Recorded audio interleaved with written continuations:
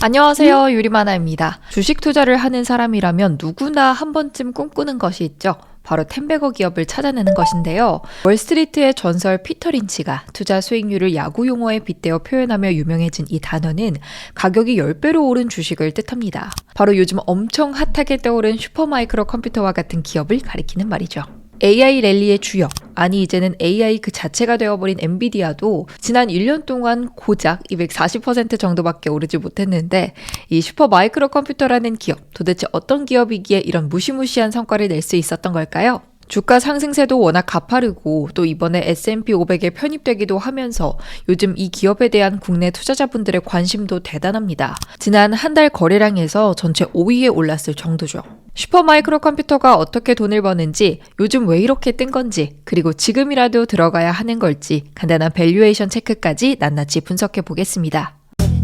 일단 간단히 기업에 대한 소개부터 드리겠습니다. 슈퍼마이크로 컴퓨터, 흔히 줄여서 슈퍼마이크로라 부르는 이 기업은 1993년에 창립돼 캘리포니아 산호세에 본사를 둔 IT 기업입니다. 핵심 사업 분야는 바로 서버인데요. 클라우드 서비스 제공업체 등 대규모 데이터 센터를 운영하는 기업들이 이들의 고객사입니다. 그렇다면 슈퍼마이크로가 이런 기업들을 대상으로 어떻게 돈을 버는지를 알아야겠죠? 이들은 자신들의 고객사들이 고성능, 고효율 서버를 운영할 수 있게끔 IT 솔루션을 제공하는 기업입니다. 하드웨어, 소프트웨어, 시스템을 아우르는 통합 솔루션을 제공하고 있고요. 한 가지 예시를 가정해서 설명드려 보겠습니다. 슈퍼마이크로의 고객사 중에는 아마존 AWS가 있습니다. AWS가 AI에 대한 투자를 늘려야겠다고 생각해서 클라우드 인프라를 확장하기로 결정했다고 가정해 보겠습니다. AWS가 가장 먼저 해야 할 일은 자신들의 목적에 꼭 맞는 서버를 구축하기 위해선 어떤 스펙이 필요할지를 정리하는 일입니다. AWS는 슈퍼마이크로에게 자신들에게 얼마나 많은 데이터 처리 능력이 필요한지, 저장 공간이나 네트워크 성능은 어느 정도로 만들려고 하는지 등을 전달합니다. 약간 저희 이번에 만드는 AI 데이터 센터에 엔비디아 GPU 몇 개랑 인텔 CPU 몇 개랑 해서 메모리 용량은 얼마고 서버 크기는 요러요러한 인프라를 만들려고 하는데 이거 얼마면 돼요? 하고 물어보는 거죠. 이런 고객사의 요구사항을 들은 슈퍼마이크로는 AWS의 요구에 맞춘 서버를 만들기 위해 필요한 하드웨어를 제조합니다. 서버를 탑재할 수 있는 렉 마운트부터 시작해서 네트워킹 장비, 다양한 반도체를 연결할 마더보드, 쿨링 시스템 등 다양한 하드웨어를 가져와서 서버를 구축해요. 지금 보시는 자료는 2014년 사진으로 조금은 오래된 자료이긴 한데요. 슈퍼마이크로가 다양한 하드웨어 제품군을 지원하고 있다는 것을 잘 보여주는 사진이라 제가 가져와 봤습니다. 물리적인 서버를 만드는 공사가 끝나면 이제 이 서버를 실제로 구동해서 사용을 해야겠죠. 하드웨어 제조가 끝나면 슈퍼마이크로는 서버의 운영체제를 설치하고 클라우드 관리, 자동화, 보안 등을 위한 소프트웨어 솔루션을 여기에 통합해 하나의 시스템을 형성합니다. 고객사, 즉 여기서는 AWS의 클라우드 서비스와 원활하게 통합될 수 있도록 커스터마하죠. 일례로 보고 계시는 사진은 슈퍼마이크로의 팝뷰 렉 관리 솔루션인데요. 슈퍼마이크로의 고객사는 이 관리 프로그램을 통해 원격으로 서버 렉을 모니터링하고 관리할 수 있게 됩니다. 데이터 분석, 웹 호스팅 등 처리해야 하는 작업의 종류에 따라 워크로드를 최적화하는 거죠. 여기까지 오면 서버의 설치가 마무리됐습니다. 이제는 AWS와 지속적으로 교류하면서 구축해놓은 서버를 유지 보수하는 서비스를 제공할 일만 남았죠. 혹시라도 하드웨어가 고장난다거나 소프트웨어 업데이트를 할 일이 있다던가 하면 이런 업무를 처리하게 됩니다. 자, 이제 대략적으로 슈퍼마이크로라는 기업이 어떻게 돈을 버는지 업무 프로세스가 이해가 되시나요? 슈퍼마이크로의 BM에 대해서 살펴봤다면 이제는 근래 이 기업의 주가가 왜 이토록 가파르게 올랐는지를 살펴봐야겠죠. 일단 아무래도 가장 큰 모멘텀은 AI였습니다. AI 수요가 늘면서 빅테크들의 반도체 수요, 데이터 센터 인프라에 대한 투자도 크게 늘었고 이게 자연스럽게 슈퍼마이크로에게도 호재로 작용한 거죠. 그런데 이것만으로는 충분하지 않습니다. 엔비디아의 경우에는 GPU 시장을 거의 독점하고 있잖아요. AI 모멘텀을 완전 정통으로 맞았으니 주가도 폭발적으로 올라가는 게 그럴 수 있다 칠 수 있는데 슈퍼마이크로는 엔비디아처럼 서버 시장을 독점하는 기업은 아니거든요. 오히려 전체 서버 시장의 점유율만 따지면 선두와 큰 격차로 뒤처지는 기업입니다. 이 기업의 점유율에 대해 애널리스트들마다 편차는 조금 있는 편입니다. 바클레이즈의 조지왕 애널리스트는 7% 수준으로 보고 있고요. 뱅크 오브 아메리카는 10%로 집계하는 등 슈퍼마이크로의 점유율을 더 높게 보고 있는 기관도 있습니다. 그러나 분명한 것은 엔비디아처럼 압도적인 기업은 절대 아니라는 겁니다. 심지어 선두도 아니고요. 델, HP 등 기업의 규모에서나 인지도 측면에서나 앞서 나가는 쟁쟁한 경쟁자들이 있었음에도 불구하고 유독 이 기업만 압도적인 주가 퍼포먼스를 보여준 이유는 무엇이었을까요? 주가에 가장 직접적인 영향을 미친 요소는 물론 이 기업의 실적입니다. 사실 이보다 더 자연스러운 설명도 없죠. 슈퍼마이크로는 최근 여러 분기 동안 계속해서 역대급 성장률을 기록하며 폭발적인 매출 증가를 나타내고 있습니다. 거의 엔비디아급 성장세인데요. 그야 이 기업의 주력 파트너가 바로 엔비디아이기 때문이겠죠. 쉽게 말해 엔비디아가 AI 붐을 정통으로 맞아 날아오르고 있다면 슈퍼마이크로는 이 엔비디아의 등에 제대로 올라탄 셈이죠. 슈퍼마이크로의 최근 6개 분기 실적을 정리해봤습니다. 자료를 보시게 되면 회계연도 2023년 3분기 이후부터 이 기업의 실적이 고공행진하고 있음을 확인할 수 있는데요. 당연하지만 이 기업의 주가가 오르기 시작한 시점과도 일치합니다. 그런데 여전히 풀리지 않는 의문이 있습니다. 왜 유독 슈퍼마이크로였냐는 것이죠. 앞서 말씀드린 것처럼 서버 시장에는 슈퍼마이크로 말고도 델, HP 등 쟁쟁한 기업들이 많습니다. 그리고 이들 역시 엔비디아와 파트너십을 맺고 있고요. 단순히 엔비디아와의 파트너십과 AI 붐이 전부였다면 슈퍼마이크로 말고도 델이나 HP 주가도 급등을 맞았어야 했겠죠. 그런데 실제 주가 흐름을 살펴보게 되면 델의 경우는 그래도 꽤나 AI 붐의 수혜를 입은 것처럼 보이는데 HP는 상대적으로 부진한 모습을 보이고 있음을 아실 수 있을 겁니다. 몇 가지 차이점이 이들 기업 간의 주가 퍼포먼스를 달라지게 만들었는데요. 먼저 가장 주요했던 것은 매출 퍼포먼스였습니다. 먼저 HP부터 살펴보겠습니다. 이 기업도 당연히 지금의 AI 열풍 흐름에서 완전히 빗나간 것은 아니었죠. 전체 매출에서 AI 관련 유닛이 차지하는 비중도 25%까지 늘어났고요. 누적 주문도 꾸준히 늘어가고 있습니다. 다만 여기에 약간 함정이 있는데요. 이들이 제시하고 있는 이 그래프가 누적 주문이라는 점입니다. HP의 분기 실적을 다시 살펴보게 되면 이 기업이 AI 붐을 제대로 붙잡지는 못하고 있음이 나타나는데요. 회계연도 2024년 1분기에 이 HP는 서버 매출, 클라우드 매출 등 핵심 사업부에서 모두 전년 동기 대비 줄어든 실적을 내놓았습니다. 지난 6개 분기의 추세를 봐도 이 기업이 고전을 면치 못하고 있음이 잘 보이고요. 그렇다면 델은 어떨까요?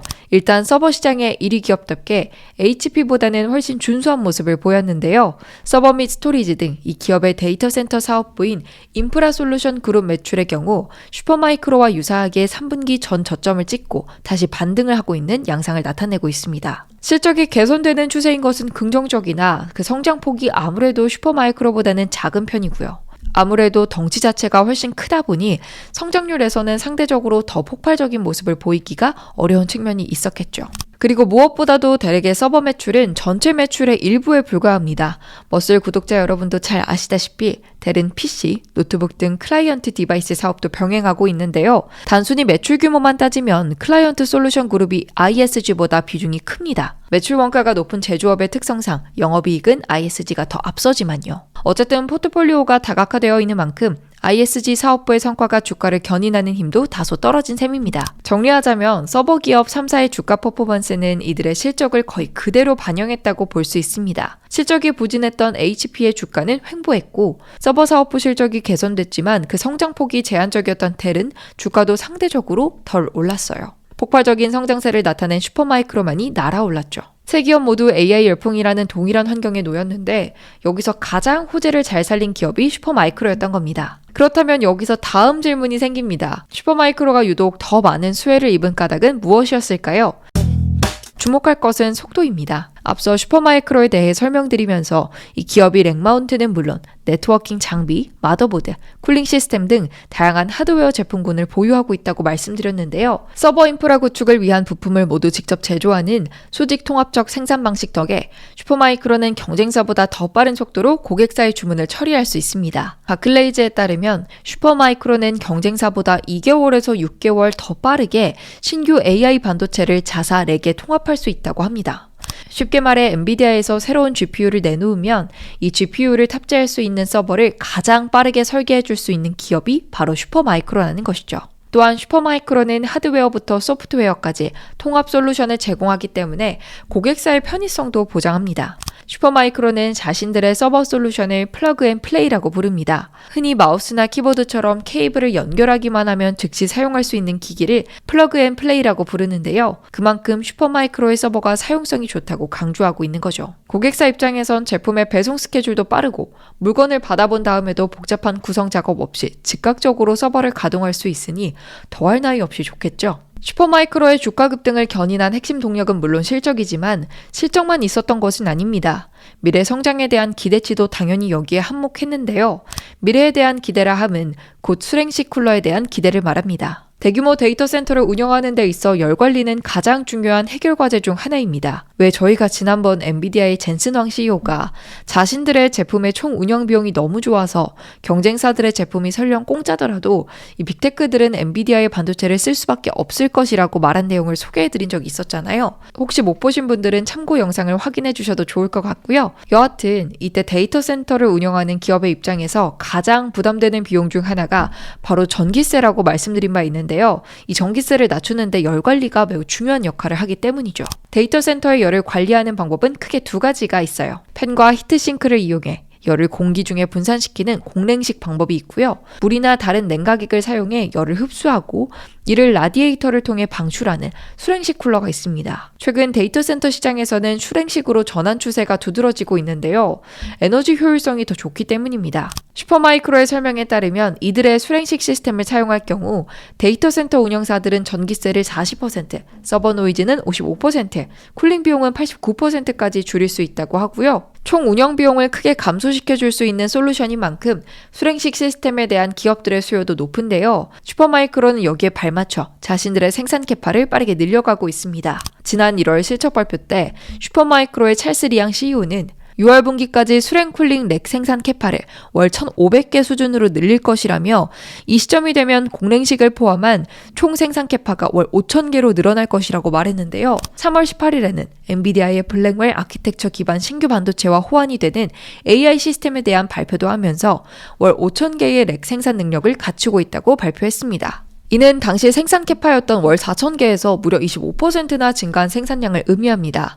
AI 붐으로 인해 여전히 수요 강세가 나타나는 업황을 고려하면 생산 캐파의 증가가 곧 매출 증가로 직결되리라 기대할 수도 있죠. 이런 미래 성장에 대한 기대가 지금의 슈퍼마이크로 랠리에도 반영되었다고 볼 수 있습니다. 자, 지금까지 슈퍼마이크로가 정확히 어떤 기업이고 최근 이 기업이 왜 이렇게까지 무시무시한 주가 상승세를 보이고 있는지 그 이유에 대해 살펴봤는데요. 2부에서는 이어서 이 기업의 S&P 500 편입 이슈와 더불어 밸류에이션 체크 등 현 시점에서의 투자 매력에 대해서 더 자세히 이야기해 보도록 하겠습니다. 머니네버슬립 뉴스레터와 네이버 프리미엄 콘텐츠 지금 바로 구독해 보세요.